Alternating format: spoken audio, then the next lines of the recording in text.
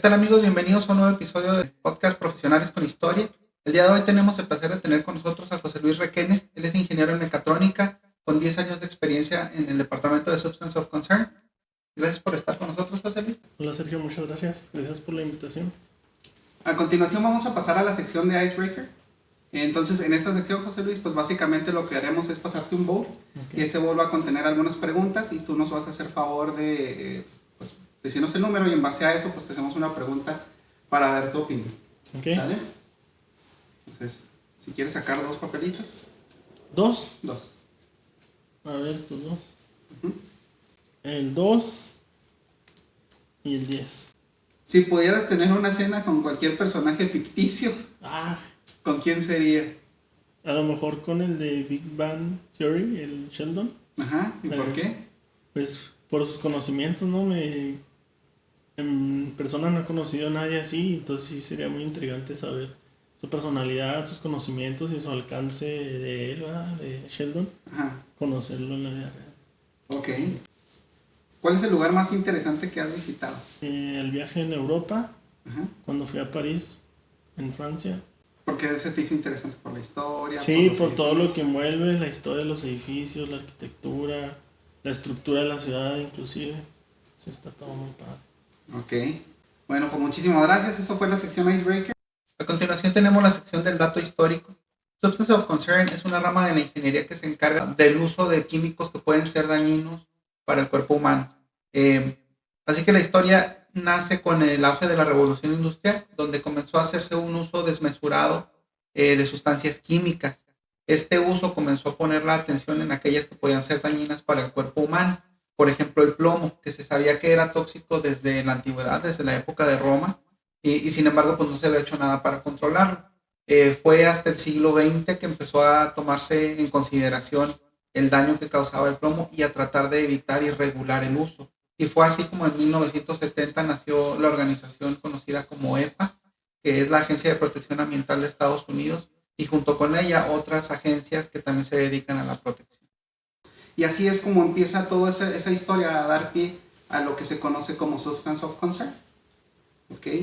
Entonces, a continuación, me gustaría que José Luis nos hiciera favor pues, de darnos su propia definición de Substance of Concern.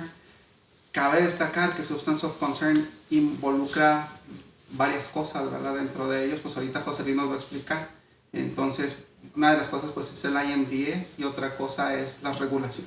Entonces, José Luis, si nos pudieras dar tu propia definición de Substance of Concern. Sí, bueno, el término lo utiliza la industria para referirse a sustancias que importan o como lo dice que conciernen. Son sustancias que afectan a la humanidad, al cuerpo humano o que están en el medio ambiente y que afectan al medio ambiente. Las denominan que conciernen porque son sustancias que pueden causar en los humanos cáncer, enfermedades genéticas, alergias o algún otro afecto en las mujeres embarazadas inclusive. Y en el medio ambiente, pues que contaminan el medio ambiente, ¿verdad? Que contaminan el agua, el aire, el suelo, o que permanecen por mucho tiempo, o que esas sustancias con el tiempo se vuelven tóxicas y contaminan a las personas en el ambiente. Entonces, así las identifican como sustancias que conciernen. Y como comentas tú, desde tiempos anteriores pues se han utilizado sustancias, pero anteriormente no se les daba la importancia que hoy en día se les da. Comentaste tú el IMDS. El IMDS es el International Material Data System, que es una base de datos que se inventó detonada de una regulación. Esa regulación se llama End of Life Vehicle. Esta regulación nace a principios de los 2000 porque en los vehículos en Europa utilizaban químicos y a la hora de que el vehículo terminaba su ciclo de vida, su periodo de vida, y llegaban a las desmanteladoras y ellas querían reciclar los componentes de los carros, se encontraban con que desmantelaban algo y contenía plomo, contenía mercurio, contenía cadmio, contenía los metales pesados. Entonces no tenían manera los recicladores de identificar qué podían reciclar de ahí y qué no. Entonces nace la directiva de End of Life Vehicle para exigirles a las industrias, sobre todo la automotriz, que dejaran de usar metales pesados. Entonces, el mercurio también. Entonces, nace esta regulación donde les exigen dejar de usar mercurio, plomo, cadmio, cromo hexavalente y plomo arriba del 0.1%. Con esto lo que buscaban era que los recicladores, cuando reciclaban, pues no se preocuparan por esos químicos, ¿verdad? Pero seguían utilizando bajo ciertas excepciones esos metales pesados porque no puedes eliminar la sustancia porque sí, ¿verdad? Tiene funciones. Entonces, de ahí nació la IM10. Se juntaron las OEMs, las armadoras en Europa y creo que en Estados Unidos Ford y GM para crear el IM10. Hicieron una inversión donde crearon ese sistema donde tú puedes declarar en el sistema lo que tú vendes, qué sustancias lleva el producto.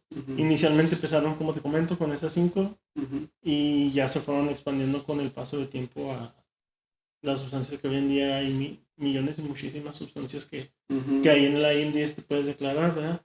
Entonces lo que hicieron fue, en un inicio, el IM10 utilizarlo para declarar esos metales pesados y empezar a ellos, los recicladores, poder identificar qué componentes y partes del carro se podían volver a meter al mercado o reciclar en otras industrias sin correr el riesgo de que estuvieran contaminando o de que fueran a afectar a un ser humano o al medio ambiente con los metales pesados, que fueron los que iniciaron el sistema. Ajá, correcto.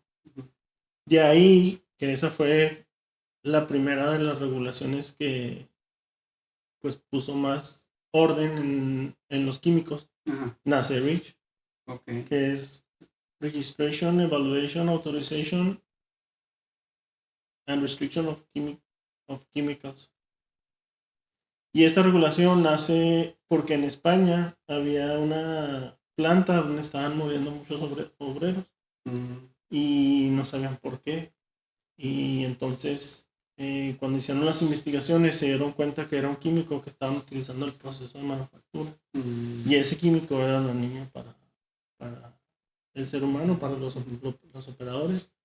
Entonces pidieron al gobierno de España que pusiera una restricción y se dieron cuenta que no tenía nada. Entonces la ECA, que es la agencia europea que regula los químicos en Europa, creó la regulación de REACH, y a partir de ahí pues ya prohibieron muchísimas más sustancias que hasta hoy en día están en prohibición.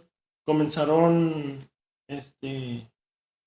con una lista que le llaman la lista de candidatos, que es una lista donde publican ellos los que creen que son los químicos primordiales que hay que prohibir. Después pasan a otra lista que se llama Anexo 14, que estos llevan una especie de permiso para seguirlos utilizando hasta cierta fecha de caducidad.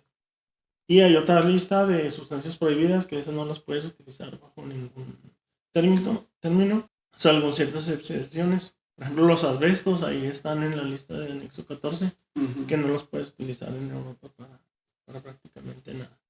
Entonces lo que busca la regulación es cuidar el medio ambiente y el cuerpo humano, restringiendo el uso de sustancias. La ECA cada 6 meses publica una lista de las sustancias que van a ir prohibiendo para que las industrias se vayan preparando para eliminar las sustancias de sus productos. Entonces, después de REACH, pues van surgiendo más regulaciones, como el de biocidas, como el de POPs, como PFAS, que es el que trae más actual, más reciente. Y en Estados Unidos crean en California la de California Proposition 65. Y está interesante porque, como dice José Luis, esto básicamente tiene sus raíces regionales. Entonces, algo que está prohibido en un país no necesariamente está prohibido en otro, y sin embargo sigue siendo igual de dañino, ¿no? Entonces, la creación de todas estas organizaciones pues es la base, ¿verdad?, que está sentando para que realmente todo eso se unifique. Y es parte del trabajo que este tipo de ingenieros realiza. Realmente a nosotros puede pasarnos desapercibido, pero es gracias a ellos que nosotros podemos hoy en día estar seguros seguros, ¿verdad? De que todo el carro en el que nos subimos, que en este caso pues es parte de la industria donde José Luis tiene experiencia, pues no es dañino a nuestro cuerpo, ¿verdad? Justo como decía él, en el reciclaje de las partes, que también ese reciclaje pues no va a resultar en algo que eventualmente pues va a ser contraproducente, ¿no? Entonces es la importancia de esta organización. Yo creo que es algo muy interesante y pues por eso yo tenía muchas ganas de invitar a José Luis y que fuera parte de este podcast, porque yo creo que es algo que a lo mejor normalmente no se ve tanto afuera, que la gente diga, yo quiero ser ingeniero de Substance of Concern, y sin embargo yo creo que es una profesión bastante noble, una profesión con mucho impacto, y pues creo que es bastante útil que se conozca. Sí, no, sí está muy padre la profesión. De hecho, pues tú cuando compras un vehículo, das por hecho que todo lo que trae en tu vehículo te protege. Pero en veces hasta los mismos materiales que tú tocas con tus manos, no sabes si realmente trae un químico que te afecte, ¿verdad? Antes lo usaban el níquel como platinados para los interiores cromados y el níquel contaminaba a una exposición alargada. Entonces ahora ya lo restringen. Entonces sí, la profesión está interesante porque te das cuenta toda la cantidad de sustancias que hay en el mundo que afectan al cuerpo humano y al ambiente, ¿verdad? Y que sí es un gran reto en algunas de ellas encontrar un sustituto para la industria y que hay agencias, al menos en Europa y en Estados Unidos, que se preocupan por estas sustancias, ¿verdad? Como el plomo, pues ahorita el plomo básicamente está eliminado de cualquier cosa, pero antes sí estaba muy común y sí traía muchas enfermedades, igual el mercurio, igual el cadmio. Entonces es muy interesante conocer que los carros los están diseñando y los están restringiendo para que las sustancias peligrosas no estén en el mismo y también que los componentes que reciclan pues también vienen con estas restricciones, ¿verdad? Igual también las piezas de servicio que son las que compras tú en la agencia, o las piezas del AutoZone, que son las del aftermarket que le llaman. También ellos también tienen sus restricciones, ¿verdad? De que tienen que cumplir con estas normativas y regulaciones. Entonces es muy interesante ver cómo la industria automotriz, uno piensa que un carro pues sí es complicado, pero que no se preocupan por eso, pero se preocupan por eso y por muchas más cosas. Y claro que pues todo es dinero para el carro, ¿no? Para la industria. Y de hecho, pues digo, ahorita tocaste un tema interesante sobre el hecho de que algunas sustancias se les dan prórrogas, por así decirlo, o excepciones, como se maneja en el Departamento de Substance of Concern. Y eso es porque muchas veces justamente los beneficios de las sustancias hacen que sea difícil reemplazarlas. Y es justamente esos beneficios los que muchas veces son los tóxicos. Por ejemplo, en el caso de los PFAS, son materiales perdurables, o sea, son materiales que van a durar años. Y es justamente esa propiedad la que lo vuelve tóxico, porque al entrar en el cuerpo ahí se queda. Entonces, es tratar de quitar la toxicidad, tratando de quitar el beneficio también. Entonces, es difícil, es una transición que se hace, pero es importante saber pues, que se trabaja día a día con ello, ¿no? ¿Alguna sustancia, José Luis, que tú sepas que es tóxica y que obviamente ya la industria trabajó en quitarla, pero que la gente a lo mejor no sabía que era tóxica y vivía con ella a diario? Bueno, por ejemplo, retomando el tema de que comentas de los PFAS, el PFAS más común o más comercial que tenemos es el teflón. El que, bueno, yo en lo personal lo utilizo para ponerle a las tuberías de gas o alguna otra tubería para que no liquee el agua. El teflón tiene una propiedad que repele el agua y es una propiedad pues, muy buena, ¿va? Inclusive hay chamarras que traen plásticos que repelen el agua y también las chamarras, esas son contaminantes. Y como dices tú, les llaman Forever Chemicals a los PFAS, que son químicos para siempre porque no se degradan. Por ejemplo, pues si tú sabes, por ejemplo, hay plásticos que con el tiempo se van degradando y regresan a la naturaleza como otra forma. Estos no, estos como dices tú, están por siempre. También otro caso muy común de los PFAS son en los sartenes del teflón. Estos, conforme los vas usando con el uso, pues van soltando partículas de teflón que tú indirectamente pues estás consumiendo. Y entonces entran a tu cuerpo y como tú lo comentas, pues ahí se quedan en tu cuerpo por siempre. Antes no se tenía toda esta investigación y todo este conocimiento, pero como te digo, las industrias han venido trabajando desde el 2000 para acá en identificar todo este tipo de sustancias, ¿verdad? Y todos los alcances y todo lo que ha hecho. Lo que sucede con PFAS es que comenzaron con una investigación de cuáles eran las consecuencias de los PFAS en el mundo, ¿verdad? Y pues ya se dieron cuenta que el teflón es uno de los más impactados. Y de ahí se fueron a ver en qué industrias se usa el teflón y cómo lo pueden reemplazar, ¿verdad? Entonces, ya ahorita, por ejemplo, los sartenes son los sartenes cerámicos, que son los que vienen libres de PFAS y libres de teflón. Pero el teflón no lo puedes dejar de utilizar así tan fácilmente en algunas aplicaciones. Por ejemplo, en la industria automotriz, ahí en las tablillas electrónicas, utilizan el teflón para proteger la tablilla del agua y de la humedad. Entonces, como lo comentas tú, ¿verdad?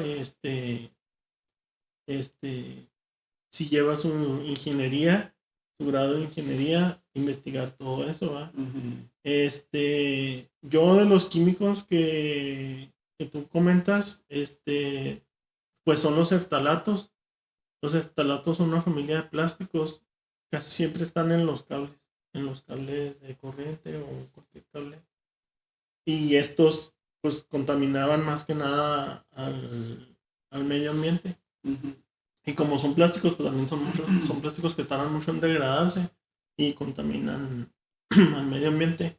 Entonces esos fueron unos de los que por mucho tiempo en Europa se buscó que se prohibieran. Fueron de los primeros con los que trabajé también. A lo mejor valdría la pena pasar a que nos cuentes cómo es un día a día en tu vida, pero sí me gustaría también ahorita hacer una parada sobre tu trayectoria porque es muy interesante.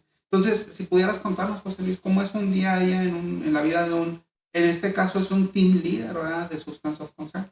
Sí. Bueno, partiendo de lo que platicamos sobre desregulaciones,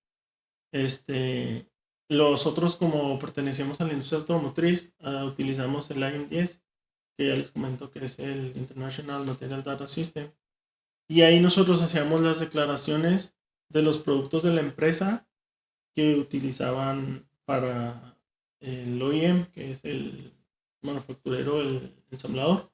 Y nosotros ahí en ese sistema declarábamos los productos, por ejemplo, los radios o los radares, qué sustancias químicas llevaban todo el producto, ¿verdad? Desde el capacitor, que es el más chiquitito, el resistor, hasta el display, la pantalla o un botón, ¿verdad?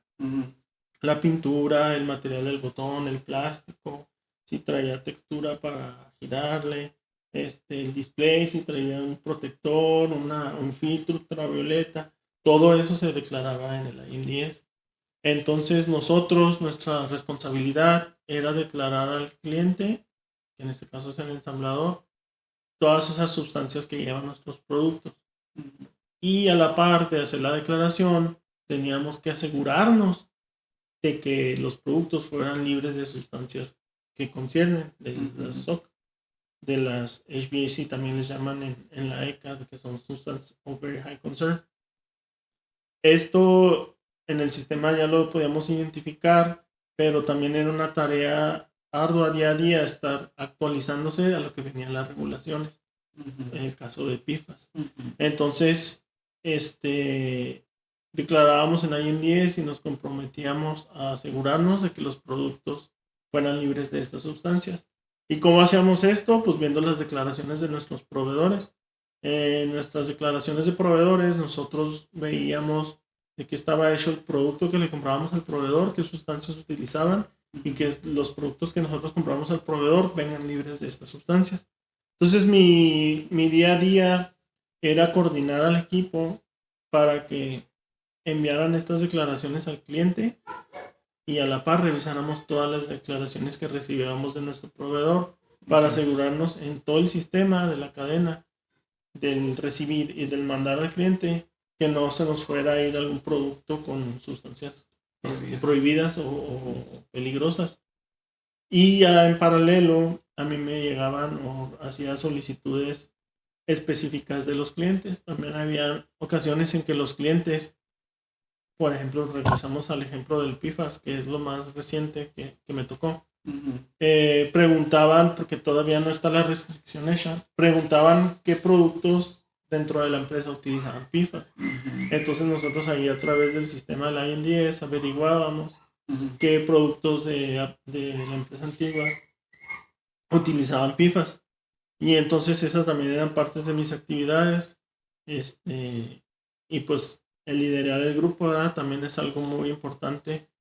Yo en lo personal tengo una forma de liderar más como tipo emocional que directa. A mí me gustaba preguntarle a los muchachos cómo estaban, cómo se sentían, si traían algún problema, que les pudiera ayudar. Y ya de ahí partíamos a repartir cargas, a asignar pendientes, urgencias y juntas, ¿verdad? Esta profesión es algo que permitía que siguieras, digamos, libremente tu vida personal. Es una profesión a lo mejor que te da esa libertad o es muy absorbente. ¿Cómo? No, sí es una profesión que sí te da libertad. Las regulaciones están cambiando, pero no cambian todos los días. Entonces sí te da tiempo de en lo personal hacer algunas otras actividades. Lo que sí era muy demandante era las declaraciones de IM10, porque esas sí estábamos en constante cambio y actualización, y hay muchas actualizaciones de los proveedores y de los clientes. Y tenemos que estar atentos con los cambios que nos pegan los clientes, pero nada fuera de un trabajo de oficina, ¿verdad? O no muy exigente. Aparte, pues, la información, como es información en sistema, no físicamente, pues no puedes hacer mucho, ¿verdad? Por ejemplo, había veces que venía algo mal del proveedor y el reporte, la declaración, y se lo regresábamos, y tú esperabas que te lo dieran pronto, el mismo día o el día siguiente, y a veces tardaban semanas o meses. Entonces, en ese caso, pues uno no controlaba, tú no controlas eso. Estabas tras el proveedor y exigías al proveedor, pero más sin embargo ellos eran los que tenían el control. Entonces sí da oportunidad de que te desarrolles en otros rubros y que aprendas mucho más de documentarte. ¿Cómo termina un ingeniero mecatrónico metido en Substance of Concern? Yo empecé en Delphi, cuando éramos Delphi, en el laboratorio de materiales, y ahí había una chica que trabajaba en lo de regulaciones, pero era nomás ella. Entonces fue creciendo lo del IM10, fueron agarrando más clientes, entonces ella sola ya no podía. Entonces me pusieron a ayudarla y fue cuando me hicieron ingeniero. Yo le ayudaba a ella a llenar una base de datos. Yo llenaba un Excel con todos los productos de Aptiv, con qué sustancias traía cada producto. Esto lo hacían porque cada que iba cambiando la regulación, ellos iban viendo qué piezas impactaba y dónde había que hacer los sustitutos de las sustancias. Entonces yo comencé así. En el 2017, ya ves que se separa Aptiv y Delphi. Y ahí es cuando yo me enfoco totalmente en regulaciones. Y hay otro grupo para la IM10. Ahí estoy yo en ese grupo y ahí empecé a tomar el rol más de documentarme yo solo. Fui a un par de entrenamientos en Pittsburgh y tomé unas conferencias en Michigan para también aprender de la IM10, de las regulaciones, y ahí continúo hasta el 2022 cuando ya me hacen el team leader del grupo. Entonces paso de la responsabilidad de hacer las declaraciones y de hacer las respuestas a los clientes en regulaciones a pues manejar el equipo. La responsabilidad anteriormente era importante porque cuando tú haces una declaración de una regulación, si tú das información falsa, pues sabes que van a culpar esa actividad. Inclusive hay regulaciones que puedes ir hasta para dar a la cárcel.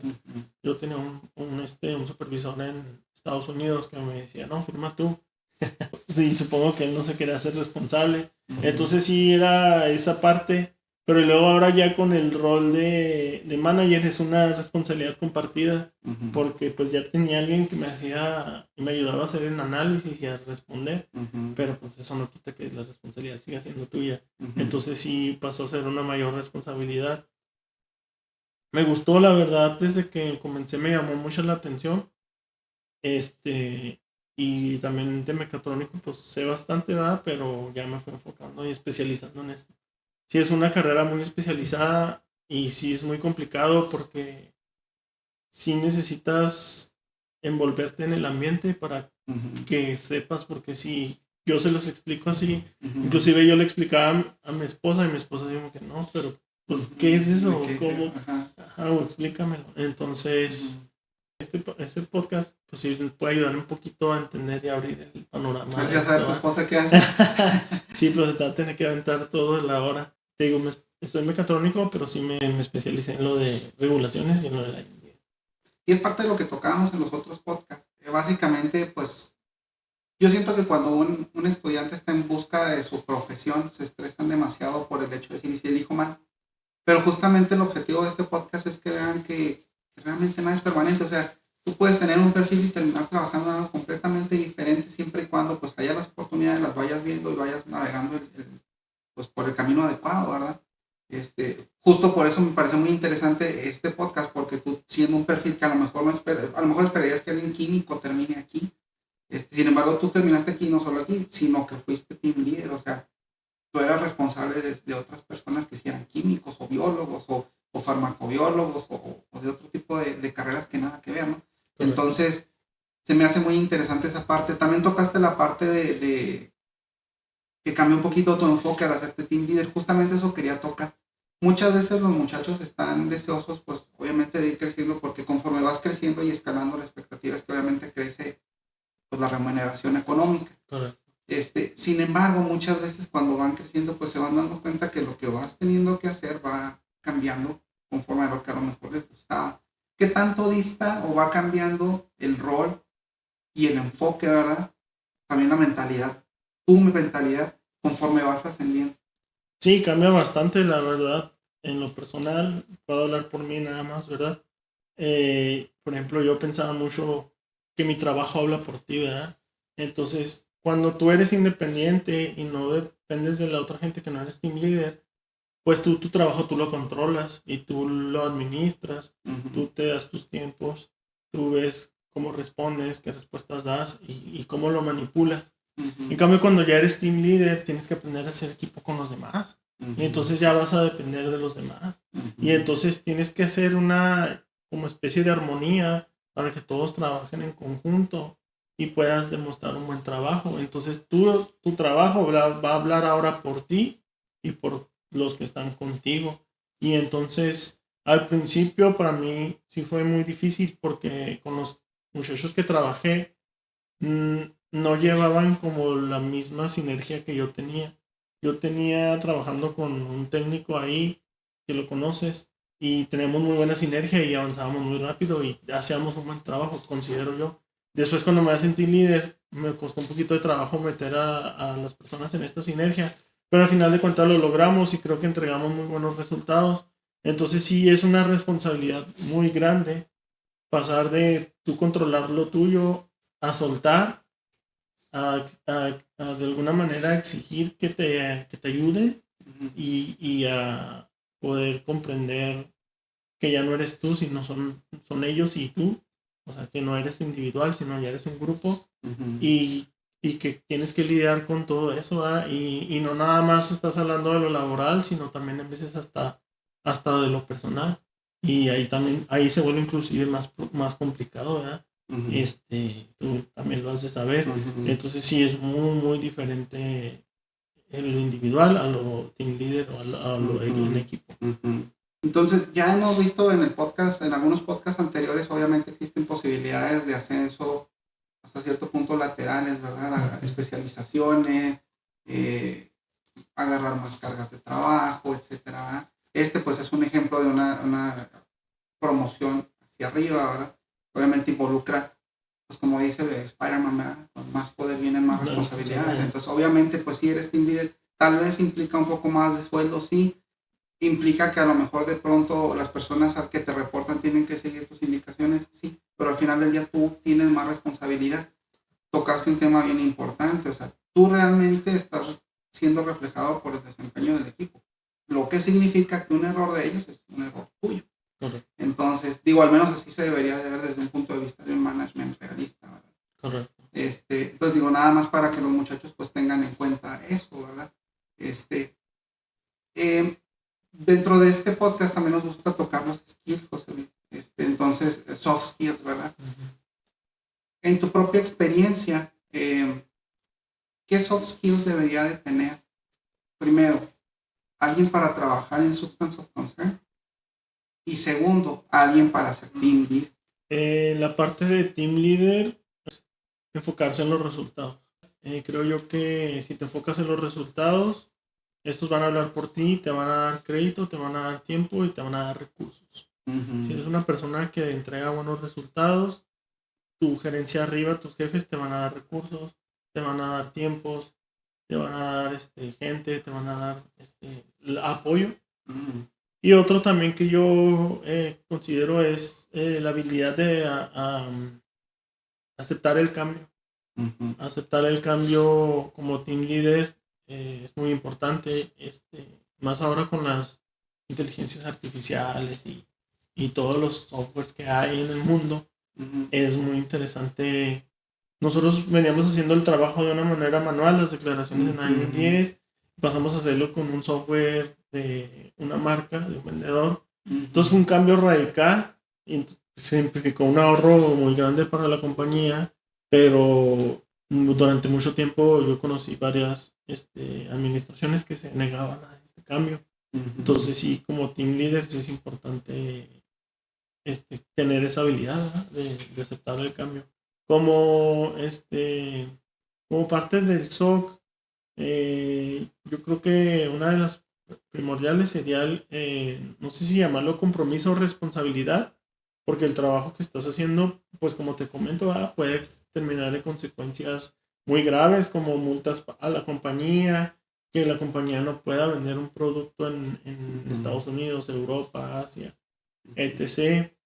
Problemas con el cliente, que el cliente te detenga una producción, que el cliente te ponga una queja. Y entonces esa parte del compromiso y la responsabilidad, yo le llamaría, no sé si es un soft skill o un skill.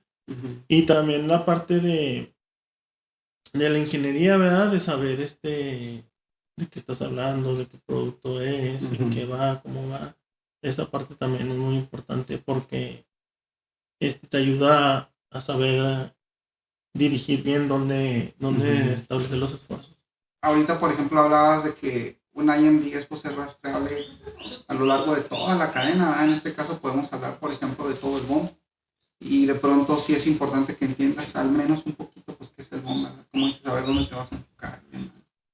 Entonces, sí, yo también creo que es algo muy, muy interesante esa parte para los team leaders.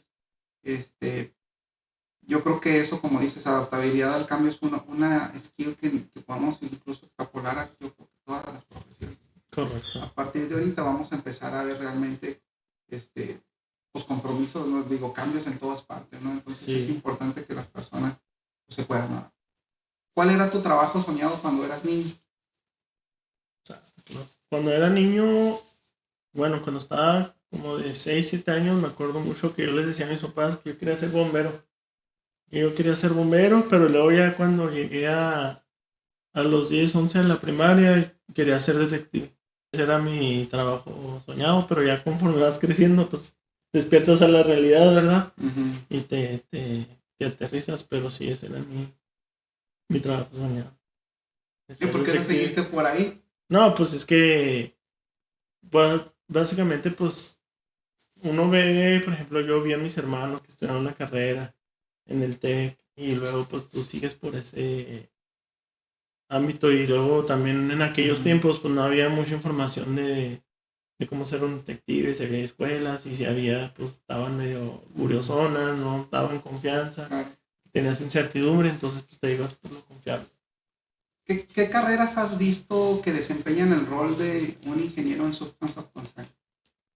Para mí cualquier ingeniería pudiera llevar este rol, pero la industria y la gente con la que me fui involucrando en estos años sí tenían un perfil de químico, ya sea ingeniero químico, de ambiental, químico farmacobiólogo o cualquier otra parecido. Pero en lo personal, como ingeniero mecatrónico, pues con que traigas un perfil de ingeniería, te lleva muy bien por ahí, por el camino. Porque, por ejemplo, al menos yo tenía unas ventajas que yo no veía sobre un químico, por ejemplo. Yo conocía los componentes electrónicos de los productos que hacíamos. Yo sabía que era un capacitor, un resistor, un transistor, un integrado, una tablilla, un display. Y los chicos químicos conocían los químicos, pero no conocían los productos. No sabían que era un transistor, no sabían que era un capacitor, no sabían que era un integrado. Entonces, por eso te digo que ambas partes tienen sus ventajas y sus desventajas, pero un perfil de ingeniero para mí es el básico. En una entrevista de trabajo, si tú fueras a contratar a alguien que quiere estudiar Substance of Concern, perdón, que quiere trabajar como ingeniero de Substance of Concern, ¿qué le preguntarías? Bueno, primero en la parte técnica, pues investigaría qué tan involucrado está en cuestión de los químicos y de los sistemas que se utilizan, ¿verdad? Ya en la parte en general, pues preguntaría por el interés, ¿verdad? Si hay un interés real, porque como tú lo comentas, la expectativa, sobre todo de los recién egresados o de los que están haciendo sus prácticas, es como que agarrar un rol que los vaya a hacer crecer muy rápido, que los vaya a poner enfrente de la organización, que los vayan a hacer que queden, por ejemplo, los practicantes que queden en la organización. Y este puesto no se presta tanto para eso.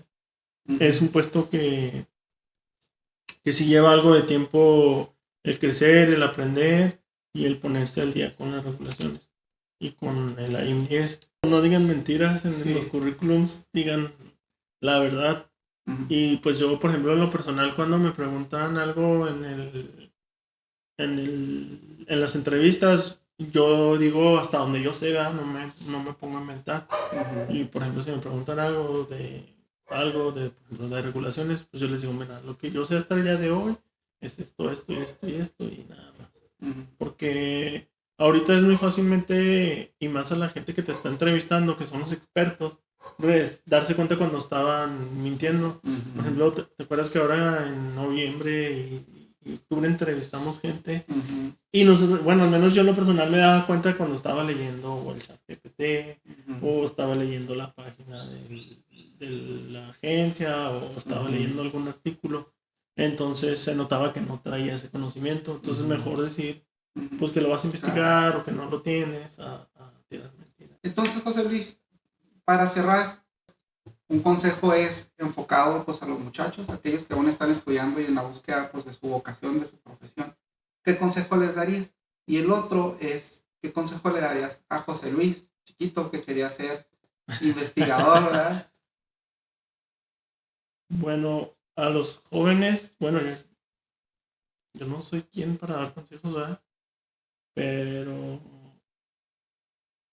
si me pones a decir qué consejos les daría, enfocarse porque al menos yo en lo personal cuando empecé me quería comer el mundo y ya al año ya quería ser manager y a los 2 años ya quería ser CEO y a los 3 años ya quería ser presidente de la compañía y entonces a mí en lo personal eso fue tardé años en darme cuenta que esto es una carrera larga, sobre todo si trabajas en una industria.